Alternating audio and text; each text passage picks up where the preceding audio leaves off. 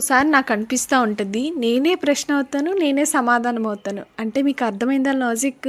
ఒక్కోసారి అంటే బయట వాళ్ళ మాటలు తీసుకొని నేను ఎక్కువగా ఫీల్ అవుతూ ఉంటానన్నమాట. దానికి ఆన్సర్ కూడా నేనే ఇచ్చుకుంటాను. ఎవరు ఎలా ఉంటే ఏంటి, నువ్వు అనుకున్నది సాధించాలి కదా, లేకపోతే వాళ్ళు అన్నది నిజమవుతుంది అని చెప్పేసి. కష్టం, టాలెంట్ ఇవి రెండు నమ్ముకున్న ఆడపిల్ల ఎవ్వరూ కూడా ఇంట్లో సైలెంట్గా కూర్చోమంటే అస్సలు కూర్చోరు. ఏదో ఒక పని చెయ్యాలి, ఏదో ఒకటి మాకంటూ మాకు గుర్తింపు రావాలి అని చెప్పి ఏదో ఒక ట్రై చేస్తూనే ఉంటారు. అలాంటి వాళ్ళని ఎంకరేజ్ చేయాలి. కానీ సూదులు గుచ్చినట్టు వాళ్ళ మాటలతో మనల్ని గుచ్చుతూ ఉంటే ఏ పిల్లకైనా బాధ రాక ఏమొస్తుంది చెప్పండి? నీకేం తక్కువైంది, మీ ఆయన సంపాదిస్తున్నాడు కదా అనేసి మీరు అనుకోవచ్చు. ఇప్పుడు ఉంది కదా అని చెప్పి తిని కూర్చుంటే రేపటి రోజున నాకంటూ ఏం లేనప్పుడు ఎవడో చూడాడు కదా. పెద్ద కొండ అయినా రోజు ఒక రాయి తీసి పక్కన వేయండి, కొన్ని రోజులకి ఆ కొండే కనిపించకుండా పోద్ది.